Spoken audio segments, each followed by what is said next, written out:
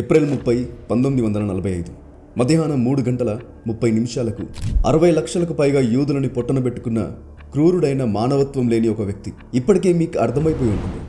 German dictator Adolf Hitler తన తలకి gun పెట్టుకుని, అదే మన భాషలో ఆత్మహత్య చేసుకుని చనిపోయాడు.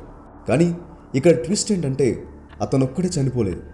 తను చనిపోవడానికి ముందు అతనికి అందరికంటే ముఖ్యమైన ముగ్గురి ప్రాణాలని కూడా తీసేశాడు. ఈ ముగ్గురి డెత్ ప్లానింగ్ సరిగ్గా హిట్లర్ చనిపోవడానికి 24 గంటల ముందు ప్రారంభమైంది. అంటే ఏప్రిల్ 29, 1945 సాయంత్రం 3 గంటలకు హిట్లర్ అతనికి చాలా ఇష్టమైన పెంపుడు కుక్క జర్మన్ షెపర్డ్ బ్లాండీ నోరు తెరిచి తన చేతులతో స్వయంగా సైనైడ్ క్యాప్సూల్స్ బ్లాండీ నోట్లో వేశాడు. ఇక ఆ విషయం నోట్లో పడగానే బ్లాండీ అక్కడికక్కడే నేలకు పడిపోయి చనిపోయింది. ఆశ్చర్యం ఏంటంటే బ్లాండీని హిట్లర్ తన సొంత కొడుకులా ప్రేమగా చూసేవాడు. అలాంటి సొంత కొడుకుతో సమానమైన ఒక జీవిని హిట్లర్ అలా ఎలా చంపగలిగాడు? ఎందుకు చంపాల్సి వచ్చింది? నిజానికి హిట్లర్ అతని పర్సనల్ లైఫ్లో ఇలాంటి కఠినమైన నిర్ణయం తీసుకోవాలి అనుకోలేదు. కానీ 2 మేజర్ కారణాల వల్ల గుండెను రాయి చేసుకుని ఈ నిర్ణయం తీసుకున్నాడు. మొదటిది, హిట్లర్ ఈ సైనైడ్ విషయం ఎలా పనిచేస్తుంది, ఎంత ప్రభావం ఉంటుంది అని ఇన్వెస్టిగేషన్ చేయాలి అనుకున్నాడు. ఎందుకంటే సరిగ్గా 24 గంటల తర్వాత 15 గంటల క్రితం తనకి భార్యగా అయిన ఈవా బ్రౌన్కు ఈ విషయం ఇవ్వబోతున్నాడు. ఇక రెండవది, హిట్లర్ చనిపోయాక తన కోసం ఆ కుక్క ఎదురు చూస్తూ బాధపడకూడదు అని. రష్యన్స్ చేతిలో ఎలాగూ హిట్లర్ ఓడిపోబోతున్నాడని హిట్లర్కి తెలుసు. కాబట్టి అతని మరణం తర్వాత హిట్లర్ మీద కోపాన్ని తన కుక్కలపైన చూపిస్తారని మొదటిగా బ్లాండీని, ఆ తర్వాత వూల్ఫ్, అలాగే 4 కుక్కపిల్లల్ని గార్డెన్కి తీసుకెళ్లి గన్తో 5 చంపేశాడు. చంపేసిన తర్వాత కన్నీళ్లతో వాటికి నివాళి అర్పిస్తూ వాటితో ఏ స్థలంలో ఎక్కువ ఆడుకునేవాడో ఆ గార్డెన్లోనే వాటిని పాతిపెట్టాడు. ఓకే, ఇప్పుడు హిట్లర్ ఆ కుక్కల్ని ఎందుకు చంపాడో అర్థమైంది. కానీ హిట్లర్ తన భార్య ఈవాను ఎందుకు చంపాడు? దాని వెనుక కారణం ఏమై ఉంటుంది? అసలు హిట్లర్ చనిపోబోతున్నాడని తెలిసి కూడా 15 గంటలకు ముందు ఎందుకు పెళ్లి చేసుకున్నాడు? దీని వెనుక రీజన్ ఏంటి? సరే, పెళ్లి చేసుకున్నాడు, కానీ ఆమెకు కూడా విషం ఇవ్వడానికి కారణం ఏంటి? దీనిని అర్థం చేసుకోవడానికి మనం హిట్లర్ చనిపోవడానికి కొంత సమయం ముందు ఏం జరిగిందో తెలుసుకోవాలి. ఎగ్జాక్ట్లీ హిట్లర్ చనిపోవడానికి 39 గంటల ముందు, అంటే 29 ఏప్రిల్ రాత్రి 12 గంటలకు ఈవా బ్రౌన్ తన రూమ్లో long black dress, diamond watch, gold bracelet, అలాగే టోపాస్ నెక్లెస్ వేసుకుని అలంకరించుకుంటుంది. ఎందుకంటే 1 గంట తర్వాత తను 15 ఏళ్లుగా ప్రేమించిన తన ప్రేమికుణ్ణి పెళ్లి చేసుకోబోతుంది. అవును, మీరు విన్నది నిజమే. ఈవా బ్రౌన్ తన 15 సంవత్సరాల వయసులోనే హిట్లర్ని ఇష్టపడింది. 2 సంవత్సరాల తర్వాత హిట్లర్ ఆమె ప్రేమను యాక్సెప్ట్ చేశాడు. ఫ్రెండ్స్ అనే ముసుగులో ఈ విషయం ప్రపంచం దృష్టిలో పడకుండా సీక్రెట్గా వాళ్ళిద్దరూ రిలేషన్షిప్ మెయింటైన్ చేశారు. కేవలం హిట్లర్ యొక్క స్పెషల్ ఆఫీసర్స్కి మాత్రమే ఈ విషయం తెలుసు. వాళ్ళిద్దరికి సపరేట్ రూమ్స్ ఉండేవి. కానీ ఈ 2 రూమ్స్కి లోపల 2 బాత్రూమ్లు కామన్ ప్యాసేజ్ ద్వారా ఇంటర్ కనెక్ట్ అయి ఉన్నాయి. ఈ ప్యాసేజ్ నుండే హిట్లర్ కబుర్లు చెప్పుకోవడానికి, అలాగే ఈవాతో కాఫీ టైం పంచుకోవడానికి ఈవా రూమ్కి వెళ్తుండేవారు. హిట్లర్లో ఈ వర్షన్ కూడా ఉందా అని వినే వాళ్ళకి షాకింగ్గా ఉండొచ్చు. కానీ ఇది హిట్లర్కి అతి దగ్గరగా ఉండే కాప్స్కి ఈ విషయం చాలా కామనే. ఈవెన్ హిట్లర్ ఈవా విషయంలో చాలాసార్లు వరి అయ్యాడు. ఫర్ ఎగ్జాంపుల్, ఈవా ఏదైనా స్పోర్ట్స్లో పార్టిసిపేట్ చేయడానికి వెళ్ళిందనుకోండి, ఆమె తిరిగి రావడానికి ఆలస్యమైతే హిట్లర్ కంగారు పడేవాడు. ఆమె తిరిగి తన రూమ్కి చేరుకునే వరకు పీస్ఫుల్గా నిద్రించేవాడు కాదు. ముఖ్యంగా వార్ జరుగుతున్న టైంలో కూడా ఈవా ఎలా ఉందో అని ప్రతిరోజు కాల్ చేసి బాగోగులు తెలుసుకునేవాడు. అంతేకాదు, ఈవా బయోగ్రఫీ రాసిన హేకి గోటెమేకర్ తన రచనలో హిట్లర్ మరియు ఈవా వారి జీవిత కాలంలో నార్మల్ కపుల్ లాగానే సెక్స్ లైఫ్ ఎంజాయ్ చేసేవారు, ఒకరితో ఒకరు చాలా ప్రేమగా ఉండేవారు అని రాసింది. కానీ ఈ విషయం వాళ్ళు పెళ్లి చేసుకునేంత వరకు ఎవరికి తెలియదు. అంటే ఇదంతా ఎంత సీక్రెట్గా మెయింటైన్ చేస్తూ ఉండేవాళ్ళు అర్థం చేసుకోవచ్చు.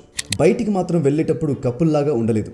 అండ్ హిట్లర్ పెళ్లి చేసుకోవాలి అనుకోలేదు. ఎందుకంటే హిట్లర్ ఒకవేళ పెళ్లి చేసుకున్నా తన భార్యతో చాలినంత టైం స్పెండ్ చేయడం, అలాగే పిల్లల్ని కనడం ఇంపాసిబుల్ అని భావించేవాడు. ఎందుకంటే హిట్లర్కి పిల్లల్ని ప్రొడ్యూస్ చేసేంత కెపాసిటీ లేదు.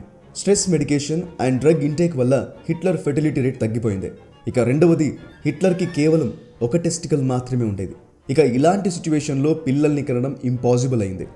ఒక విషయం మాత్రం క్లియర్, అదేంటంటే హిట్లర్ ఈవాతో చాలా క్లోజ్గా ఉండేవాడు. ఆమె గురించి కేర్ తీసుకోవడం, ఆమె అవసరాల గురించి ఆలోచించడం, అలాగే ఆమె కంఫర్ట్ చూడడం. ఇక దీనివల్లే సమయం గడుస్తున్న కొద్దీ వాళ్ళ ప్రేమ చిగురుస్తూ వచ్చింది. ఇక వరల్డ్ వార్ 2లో రష్యా హిట్లర్ని డామినేట్ చేసింది. అటువంటి సమయంలో హిట్లర్ ఎప్పుడైనా గాయపడొచ్చు లేదా మరణించవచ్చు. కాబట్టి తన చివరి దినాల్లో అయినా తన బెస్ట్ ఫ్రెండ్ని పెళ్లి చేసుకుని చనిపోవాలి అనుకున్నాడు. అందుకే చావడానికి 39 గంటల ముందు ఈవా తన రూమ్లో పెళ్లికి రెడీ అవుతుంది. మరోవైపు హిట్లర్ ఏమో తన ఆయిల్ ఫ్యాక్టరీలో 10 ఫీట్స్ థిక్ ఉన్న కాంక్రీట్ రూమ్ కింద తన విల్ని రాస్తున్నాడు. హిట్లర్ తన బెస్ట్ ఫ్రెండ్ అయిన ఈవాని కొద్ది క్షణాల్లో పెళ్లి చేసుకోబోతున్నట్లు ఆ తర్వాత రోజు అంటే 30 ఏప్రిల్కి తమ ఇద్దరి ఇష్టం చెప్పున్నే రష్యన్ చేతిలో చావకన్నా ముందే శత్రు చేతిలో చనిపోవడం కంటే తామే ఆత్మహత్య చేసుకోవడం ఉత్తమమని నిర్ణయించుకున్నట్లు తెలిపాడు. అంతేకాదు చనిపోయిన తర్వాత వారి శవాలను కూడా శత్రువు చేతికి చిక్కకుండా కాల్చివేయమని ఆ ఉత్తరంలో రాశాడు. ఇది చరిత్రలోనే అతిపెద్ద నిర్ణయం అని చెప్పొచ్చు. అండ్ ఇంత పెద్ద నిర్ణయం హిట్లర్ ఒక్కడిదే కాదు.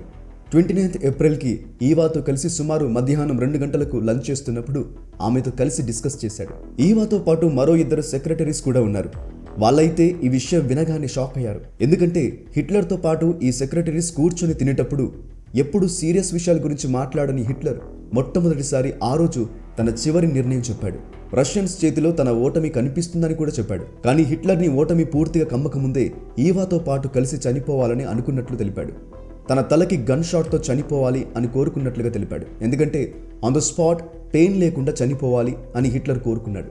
ఇక హిట్లర్ ఇలా చెప్పడం అయిన వెంటనే ఈవా హిట్లర్కు ఎదురు సమాధానమిస్తూ ఈవా శరీరం చనిపోయేటప్పుడు రక్తపు మరకలతో ఉండకూడదు అని, తాను చనిపోయిన తర్వాత కూడా అందంగా కనిపించాలని కోరుకుంది. కాబట్టి తను గన్ షాట్తో కాకుండా సైనైడ్ క్యాప్సూల్ చూస్ చేసుకుంటున్నట్లు తెలిపింది.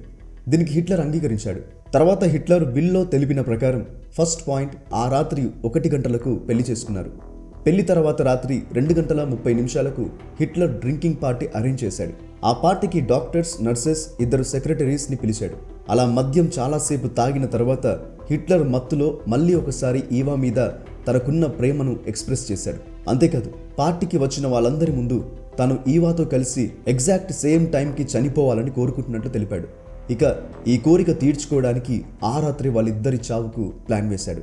ప్లాన్ ప్రకారం హిట్లర్, ఈవా ఒక సైనైడ్ ఒక గన్కి బదులు 2 గన్స్తో పాటు 2 సైనైడ్ క్యాప్సూల్స్ దగ్గర ఉంచుకోవాలని అనుకున్నారు. ఎందుకంటే ఒకవేళ టైంకి గన్ జామ్ అయినా క్యాప్సూల్ పనిచేయకున్నా ఇంకో ఆప్షన్ ఉంటుంది కాబట్టి ఇద్దరు ఒకేసారి ప్రాణాలు విడవచ్చు అనుకున్నారు. పార్టీ ఆ రాత్రి 4 గంటల వరకు కొనసాగింది. ఇక అదే మధ్యమతులో హిట్లర్, ఈవా ఇద్దరు వాళ్ళ రూమ్కి వెళ్లారు. అండ్ జీవితంలో మొట్టమొదటిసారి వాళ్ళిద్దరూ వేరువేరు రూమ్స్కి కాకుండా కలిసి ఒకే రూమ్కి వెళ్లారు. వాళ్ళిద్దరికీ తెలుసు ఇదే వాళ్ళ చివరి రాత్రి అవుతుందని. కాబట్టి వాళ్ళు ఒకరితో ఒకరు ప్రైవేట్ టైం స్పెండ్ చేయాలి అనుకున్నారు. అండ్ హిట్లర్ తన first and last official wedding నైట్ని సెలబ్రేట్ చేసుకోవాలి అనుకున్నాడు. హిట్లర్ హ్యాపీనెస్ కేవలం ఉదయం 6 గంటల వరకు మాత్రమే నిలిచింది. ఎందుకంటే హిట్లర్ చనిపోయే రోజు అంటే ఏప్రిల్ 30వ తారీఖు ఉదయం 6 గంటలకు హిట్లర్కు ఈ సమాచారం అందింది. అదేంటంటే రష్యన్ సోల్జర్స్ రిచ్స్టాగ్ వరకు రీచ్ అయ్యారు. అంతేకాదు రిచ్స్టాగ్ని పూర్తిగా స్వాధీనపరుచుకున్నట్టు తెలిసిందే. ఈ వార్త చెవిన పడగానే హిట్లర్కి తన ఓటమి మరియు చావు మరింత దగ్గర ఉన్నాయని అనుకున్నాడు. కానీ ఎక్కడో హిట్లర్కి చిన్న హోప్ ఉంది. రష్యన్స్ రిచ్స్టాగ్ తర్వాత వెనుకకు వెళ్ళిపోతారనుకున్నాడు. కానీ మరో గంట తర్వాత ఆ హోప్ కూడా పోయింది. ఎందుకంటే రష్యన్స్ మరింత బలంగా దూసుకు వస్తున్నారు అని బెర్లిన్ కమాండర్ రేడియో ద్వారా హిట్లర్కి తెలిపాడు. ఇక మధ్యాహ్నం 12:30 హిట్లర్ ఏ బేస్మెంట్ దగ్గర దాక్కున్నాడో ఆ బేస్మెంట్ బయట పరిస్థితి చాలా దారుణంగా ఉందనే వార్త హిట్లర్కి తెలిసింది. ఈ విషయం తెలియగానే హిట్లర్ ఒక నిస్సహాయ స్థితిలోకి వెళ్ళి శిలలాగా మారిపోయాడు. అతని ముఖంలో ఏ భావోద్వేగం లేదు, ఎవరితో మాట్లాడడం లేదు, అలాగే దేని గురించి ధ్యాస లేకుండా అయిపోయాడు. కాసేపటి తర్వాత అతని నోటి నుండి వచ్చిన ఒకే మాట, తను ఏ మ్యూజియంలో ఎగ్జిబిషన్గా ఉండాలనుకోవడం లేదని. రష్యన్స్ రాకన్నా ముందే తాను చావబోతున్నట్టు మాట్లాడాడు. తన సెక్రటరీస్ మరియు సోల్జర్స్తో హిట్లర్ ఈవాలు చనిపోయిన వెంటనే టైం వేస్ట్ చేయకుండా వెంటనే కాల్చివేయమని ఆర్డర్ వేశాడు. ఇక అతని చివరి క్షణాల్లో తన కోసం నమ్మకంగా పనిచేసినందుకు సోల్జర్స్ అందరితో తన కృతజ్ఞతలు తెలిపాడు. ఆ టైంలో ఒక నర్స్ వచ్చి హిట్లర్తో ఇలా అంటుంది, my father, I have faith in the final victory, lead us and we will follow you. Hitler ఆమెతో, మేము ఆత్మహత్య చేసుకొని చనిపోయాక మీరు కూడా ఆత్మహత్య చేసుకొని చనిపోండి, లేదంటే రష్యన్స్ మిమ్మల్ని కూడా ఇబ్బంది పెడతారని సలహా ఇస్తాడు. ఇక ఆ తర్వాత హిట్లర్ మౌనంగా ఉండిపోతాడు. తను చనిపోయేంత వరకు ఒక్క మాట కూడా మాట్లాడలేదు. ఆ తర్వాత అతని ఆఖరి లంచ్ను చేయడానికి డైనింగ్ హాల్లో కూర్చొని స్పెగటీ అండ్ సలాడ్ తింటాడు. ఈసారి అతను ఒక్కడే లంచ్ చేస్తున్నాడు. మరోవైపు ఈవా తన రూమ్లో మార్నింగ్ నుండి లాక్ చేసుకొని ఉండిపోతుంది. చనిపోయే టైం దగ్గరికి వస్తున్నప్పుడు ఆమె మళ్ళీ రెడీ అవ్వడం మొదలు పెడుతుంది. ఎందుకంటే ఆమె చివరి కోరిక అందంగా చనిపోవాలని. హిట్లర్కి ఇష్టమైన వైట్ రోజెస్తో ఉండే బ్లాక్ డ్రెస్ని ఈవా ధరించుకుంటుంది. ఇక వాళ్ళిద్దరూ తుదిశ్వాస విడిచే టైం రాని వచ్చింది. The final death time. మధ్యాహ్నం 3:30 హిట్లర్ ఈవా ఒకే రూమ్కి వెళ్లారు. ఇక రూమ్ బయట నిల్చున్న వారందరికీ ఒక్కసారిగా గన్ షాట్ వినిపించింది. ఒక్కసారిగా అందరూ ఆ శబ్దంతో మూగబోయారు. 3:40 వరకు ఎవరు ఏం మాట్లాడలేదు, కదలలేదు. కొద్దిసేపటి తర్వాత Hitler special cops Martin Bormann and Heinz Linge బ్లడ్తో నిండిన రూమ్లోకి వెళ్ళి వాళ్ళ డెడ్ బాడీస్ని బయటకు తీసుకుని వస్తారు. సరిగ్గా 3:50 పెట్రోల్తో వారి దేహాలను కాల్చివేస్తారు. ఆ రోజు సాయంత్రం 6 గంటలకు ఎస్ఎస్ ఆఫీసర్ ఇవాల్డ్ లిండ్లాఫ్ ఏ స్థలంలో అయితే హిట్లర్ తన కుక్కలను పాతిపెట్టాడో వాటి సమాధిపైనే అక్కడే హిట్లర్ ఈవా యొక్క బూడిదను నలుమూలలా చల్లుతాడు. ఈ స్టోరీ విన్నాక హిట్లర్ యొక్క సాఫ్ట్ సైడ్ చూసింటారు కదా. ఇదంతా దృష్టిలో ఉంచుకుంటే ఒకటి మాత్రం క్లియర్గా అర్థమైంది. అదేంటంటే హిట్లర్ వేరే వాళ్ళ పట్ల ఎంత నిర్మానుష్యంగా క్రూరంగా ప్రవర్తించినా కానీ జర్మన్ నాజీస్కి తన సొంత ఆఫీసర్స్కి అతను ఒక ఏంజిల్. ఈ స్టేట్మెంట్తో అతను హ్యుమానిటీకి చేసిన విధ్వంసం సమర్థించట్లేదు. అధికార దాహంతో ఎంతటి క్రూరత్వానికి పాల్పడ్డాడో మనందరికీ బాగా తెలుసు.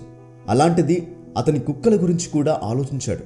అలాంటి క్రూరుడికి ఇలాంటి ఒక మనస్తత్వం ఉంటుంది అని నేనైతే ఎక్స్పెక్ట్ చేయలేదు. మరి మీరేమనుకుంటున్నారు?